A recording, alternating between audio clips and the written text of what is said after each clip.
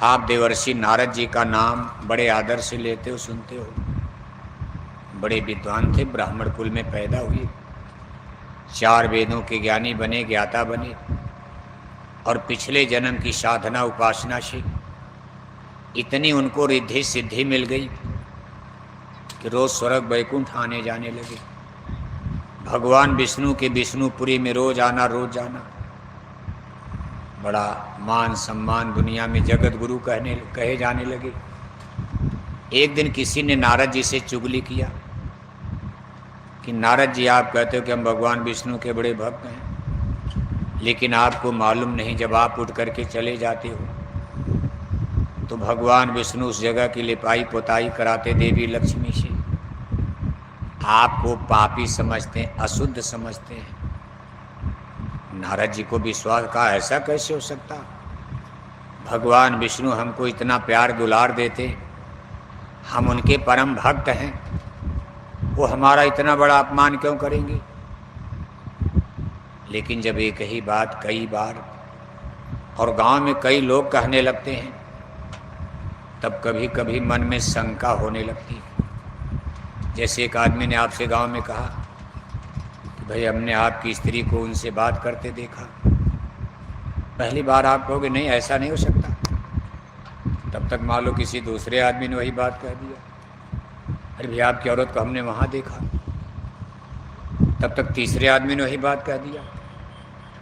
तब आदमी के मन में शंका होने लगती कि भाई हो सकता। ऐसे जब बार बार नारद के सामने ये बात आने लगी तो नारद जी के मन में शंका, संशय पैदा हो गया कि हो सकता। चलो कहाँ, कल हम इसकी तहकीकात करेंगे,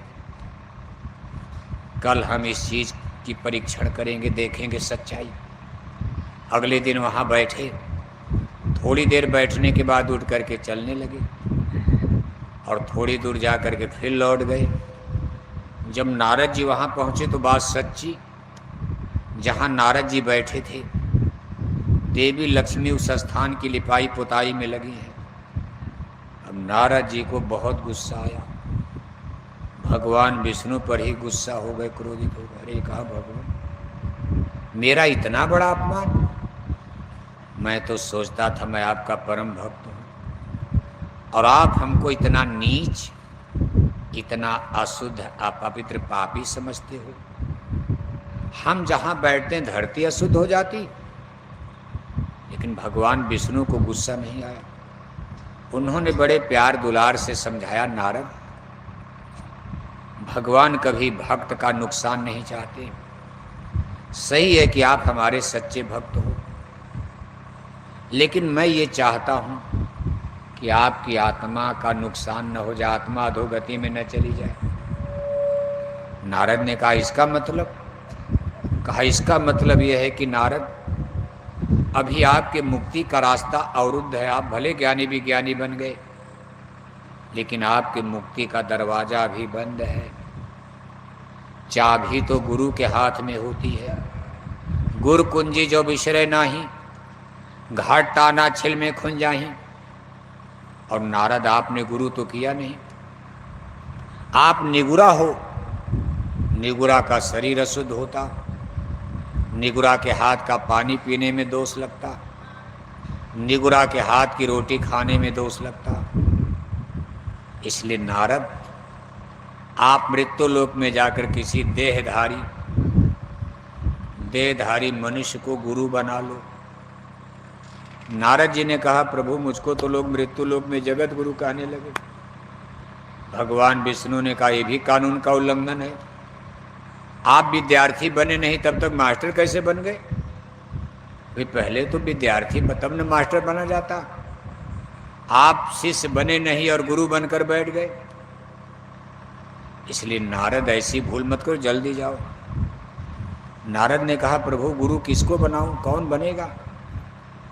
भगवान विष्णु ने कहा, मैं उपाय बताता हूं, जाओ। कल जो पहला आदमी सुबह सुबह मिल जाए, बस उसी को अपना गुरु बना लेना। अब नारद जी आए, बेचारे सोए, सो करके उठे, कोई नहीं मिला। नदी की तरफ गए तो उनके ही गांव का एक मछुआरा मिल गया गांव नदी के किनारे। अब नारद ने कहा तो बड़ा गड़बड़ हो गया, मैं जात का ब्राह्मण, जगत गुरु दुनिया मेरे को प्रणाम करती, चरण छूती, और अनपढ़ गवार आदमी यही मिल गया। लेकिन अब चूंकि भगवान का आदेश है जो पहला मिल जाए। नारद जी ने उनको प्रणाम किया। तो मछुआरे ने कहा महाराज, अरे आप जगत गुरु हो, ब्राह्मण देवता हो, हमको नरक में डाल रहे हो। आप हमको कि हम लोग तो आपको प्रणाम करते हैं, आज आप हमको प्रणाम कर रहे हो। नारद जी ने कहा प्रणाम ही नहीं करूंगा, आज मैं आपको गुरु बनाऊंगा। मछुआरा बेचारे कहने लगे महाराज, अरे मैं छोटी जात का ओछा आदमी और मैं अनपढ़ गवार, मैं आपका गुरु क्या बनूंगा, मैं तो वेद का नाम नहीं जानता। आप चारों वेदों के प्रकांड पंडित विद्वान हो। नारद जी ने कहा लेकिन जो भी हो भगवान विष्णु का हुक्म है। जब मछुआरे ने सुना कि भगवान विष्णु का आदेश है तो मछुआरा ने भी झंडा झुका दे, भाई जब भगवान का आदेश तब हम आपको चेला बना लेंगे। अब जब भगवान का हुक्म है चलो हम चेला बनाएंगे। मछुआरे ने कहा नारद जी बहुत अच्छा मुहूर्त है, सुबह सुबह का समय, जल्दी नदी में नहा कराओ, हम आपको गुरुमंत्र दे दें। सुबह सुबह आज ही चेला बन जाओ, गुरुमंत्र ले लो। नारद जी को मछुआरे ने गुरुमंत्र दे दिया। नारद जी घर आए। अगले दिन भगवान विष्णु के दरबार में पहुंचे। भगवान विष्णु ने पूछा नारद गुरु बनाया? तो नारद ने कहा प्रभु गुरु तो बनाया लेकिन। अरे कहा लेकिन क्या लगा? अरे कहा जात का मछुआरा मिल गया। गुरु भी मिला तो मछुआरा, अरे कहा आदमी तो है। आखिर आदमी तो मछुआरा से क्या होता है, तो मनुष्य। जात पात पूछे नहीं कोई, हरिके भजे सो हरिके हुई। जात ने पूछो गुरु की, पूछ ले तू ज्ञान, मोल करो तलवार की पड़ी रहन दो म्यान। डॉक्टर से दवा खाने की बिरादरी पूछना। मान लो आपके आजमगढ़ में कोई मुसलमान डॉक्टर सबसे बढ़िया, तो क्या हिंदू लोग उसकी दवा नहीं खाओगे? हिंदू डॉक्टर की दवा नहीं काम कर रही और मुसलमान डॉक्टर की दवा काम कर रही, तो आप जरूर मुसलमान डॉक्टर के पास जाओगे। आपकी बिरादरी के डॉक्टर की दवा नहीं काम कर रही, दूसरे बिरादरी का बढ़िया डॉक्टर अंबारी में है, तो आप उसकी दवा खाओगे, नहीं तो बच्चा मर जाएगा। बिरादरी बात, अरे शादी ब्याह में बिरादरी देखा जाता। आपको अंग्रेजी पढ़नी है, आपकी बिरादरी में कोई अंग्रेजी जानने वाला है ही नहीं, और आपको अपना मास्टर हम बिरादरी को ही बनाएंगे, और आपकी बिरादरी का कोई मास्टर है अंग्रेजी का नहीं है, जिंदगी भर अंग्रेजी नहीं पढ़ पाओगे। इसलिए ज्ञान में मास्टर की जाति नहीं देखी जाती। जात ने पूछो गुरु की, पूछ ले तो ज्ञान ज्ञान देखा जाता। भगवान विष्णु तुरंत आंखें लाल, नाराज हो रहे। कहा नारद आप इतने बड़े विद्वान होकर गुरु में लेकिन लगा दिया। हे नारद आपको अभिशाप लग गया, आपको दोष लग गया, पाप लग गया। आपको अगले जन्म में मेढक बनकर पैदा होना होगा। अब बताओ, तार से गिरे खजूर पर आ गए। कहाँ मुक्ति खोजने चले, मेढक बनना होगा। नारद लगे रोने, त्राहि माम प्रभु रक्षा करो। भगवान विष्णु ने कहा कोई रक्षा नहीं कर सकता।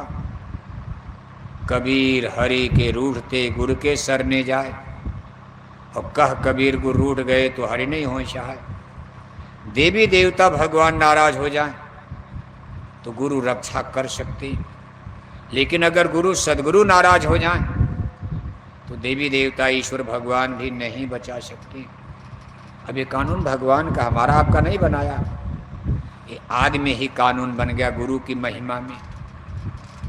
तब न रामायण में लिखा कि शेष शारदार कब्बानी, कहत संत महिमा सक जानी। सो मोसन कही जात में कैसे, साक बनी गुनगन फल जैसी।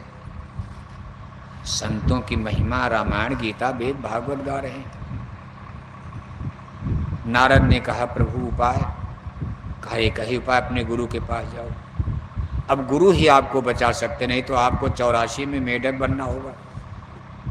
नारद जी बेचारे आए, अगले दिन फिर गए नदी के किनारे, वही मछुआरे फिर मिल गए।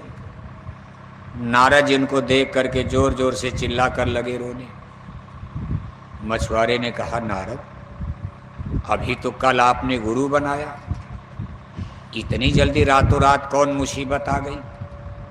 इतने बड़े ज्ञानी विज्ञानी पुरुष होकर आप एक छोटे की बच्चे की तरह चिल्ला चिल्ला कर रो रहे हो। नारद जी ने कहा, गुरुदेव बहुत बड़ा संकट मेरे ऊपर आ गया। कहा बात?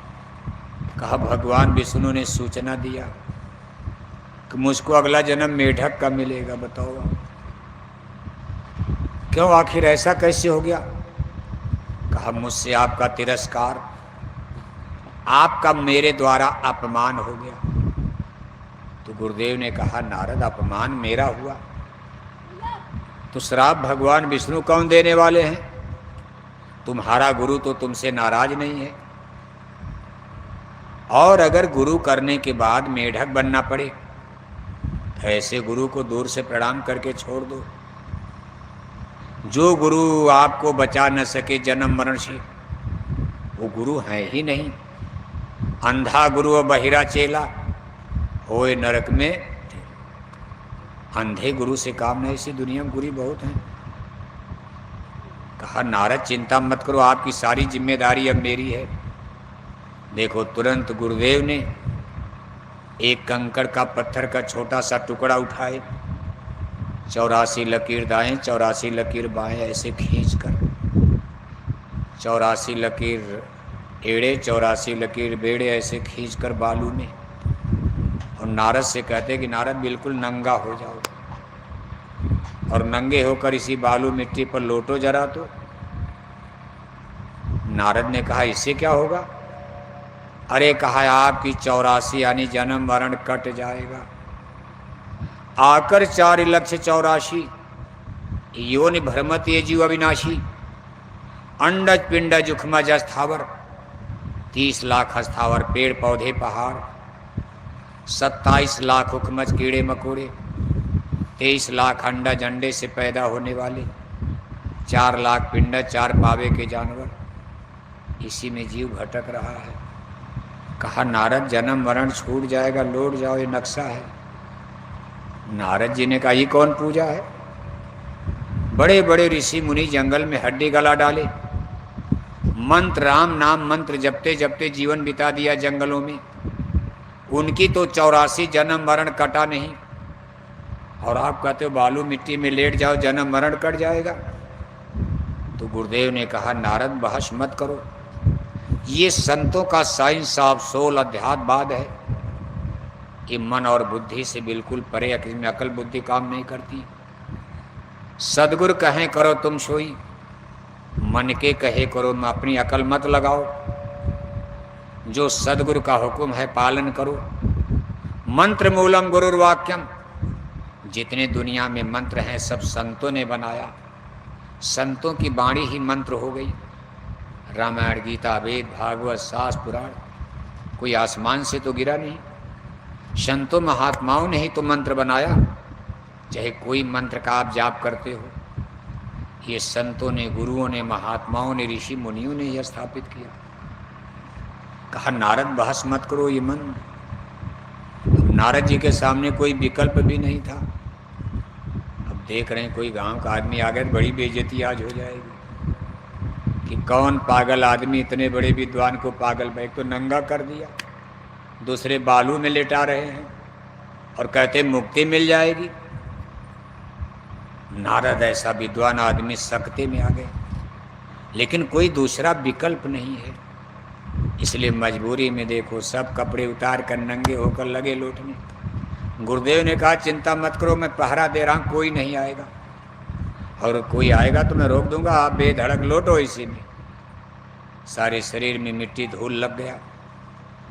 अगले दिन गए, जब भगवान विष्णु के दरबार में पहुंचे तो भगवान विष्णु ने हाल चाल पूछा।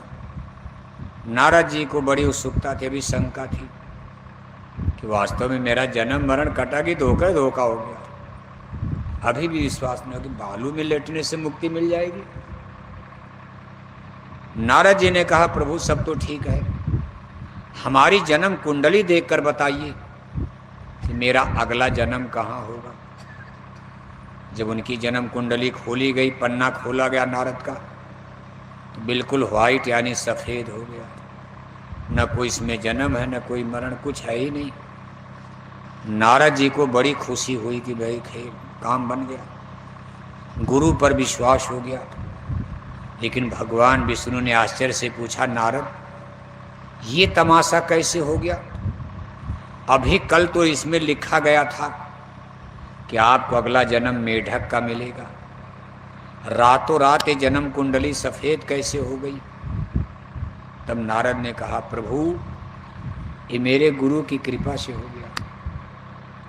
भगवान विष्णु हंसने लगे, कहा यही तो मैं चाहता था कि नारद आप अहंकार और घमंड को पढ़ाई लिखाई का छोड़ दो। आप ज्ञानी विज्ञानी का घमंड करते हो, गुरु की हस्ती, संतों की हस्ती, महात्माओं की शक्ति को समझ जाओ। गुरु क्या चीज होते मैं यही जानना चाहता था। नारद तूने देखा एक झटके में गुरु ने तेरा काम कर दिया। गुरु समर्थ होते हैं, रेख पर मेख मारते हैं, सूली का कांटा बना देते हैं। नारद जी चरणों में प्रणाम कर ले कहा गुरुदेव हे प्रभु आज मेरा सारा घमंड चकनाचूर हो गया।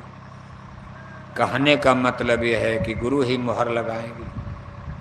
बिना संतों की मुहर के, बिना किसी सदगुरु की मुहर के आपके जन्म मरण का कागज पक्का हो ही नहीं सकता।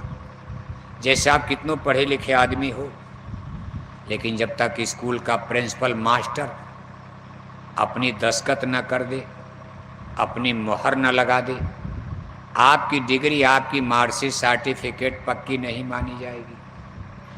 आप घूमते रहोगे, फर्जी मानी जाएगी। लेकिन जब स्कूल का प्रिंसिपल मास्टर दस्तखत कर देगा, उस पर अपनी मुहर लगा देगा, तब आपकी डिग्री पक्की मानी जाएगी, जहाँ जाओगे नौकरी मिलेगी। इसी तरह से जब तक किसी संत की, किसी सदगुरु की आपकी जन्म कुंडली पर मुहर नहीं लग जाएगी, तब तक जन्म मरण का रजिस्ट्रेशन होने वाला, छूटने वाला नहीं। इसीलिए सभी संत महापुरुष, सभी हमारे स्पिरिचुअल लिटरेचर्स, रामायण, गीता, वेद, भागवत, शास्त्र, पुराण हमको आपको सलाह दे रहे हैं कि मौत आने के पहले किसी गुरु की शरण में चले जाओ, काम आपका आसान हो जाएगा। मरने के बाद तेरे ही मना कर दादा को क्या लाभ मिलेगा? लड्डू पूड़ी तो आप खाओगे, दादा की तो कुटाई पिटाई हो रही है। यहाँ आप तेरे ही मना रहे हो, दादा को गाय बना दिया, बैल बना दिया, कुत्ता बिल्ला बना दिया। वहाँ तो कर्मों का हिसाब होता, जन्म से लेकर मौत तक, मौत से लेकर जन्म तक, सुबह से लेकर शाम तक, शाम से लेकर सुबह तक। हम आप जो भी पाप पुण्य कर्म यहाँ कर रहे, कोई हमको आपको कैमरे में देख रहा, बहुत बड़ा कैमरा, ईश्वरी कैमरा लगा, राम झरोखे बैठ के सब कर मुजरा ले, जाकी जैसी चाकरी ताको तैसा दे। आप ये मत सोचो कि कोई आपको नहीं देख रहा, हम नहीं देख रहे, माँ बाप नहीं देख रहे, चाचा भाई भतीजा नहीं देख रहे, पुलिस के सिपाही नहीं देख रहे, कोर्ट कचहरी अदालत नहीं देख रही, लेकिन ईश्वरी कैमरे में देवी देवता आपको देख रहे। आप जो भी अच्छा बुरा पाप पुण्य कर रहे हो, सब आपकी फोटो फिल्म बन रही, और मौत के बाद उसी कर्मों के हिसाब से आपको अगला जीवन मिलेगा। एक जीवन खत्म होगा, दूसरे जीवन में प्रवेश करोगे। दूसरा जीवन कोई जरूरी नहीं बार बार आदमी का मिल जाए, मानव जन्म तो बड़े भाग से मिलता। यह तन दुर्लभ तुमने पाया, जन्म कोटि भटका जब खाया। अगर अब की बार चूक गए तो अगले जन्म में नाराज होकर मानव जन्म पाकर बुरे पाप कर्म करते करते सुबह शाम आपकी बीत रही। अच्छा काम कम करते हो, पुण्य काम कम करते हो, दिन भर झूठ बोलना, दिन भर धोखा देना, सगे चाचा को धोखा, सगे भतीजा को धोखा, दिन भर निंदा करना, दिन भर चुगली करना, पशु मारना, पक्षी मारना, हिंसा करना, हत्या करना, रगड़ा करना, झगड़ा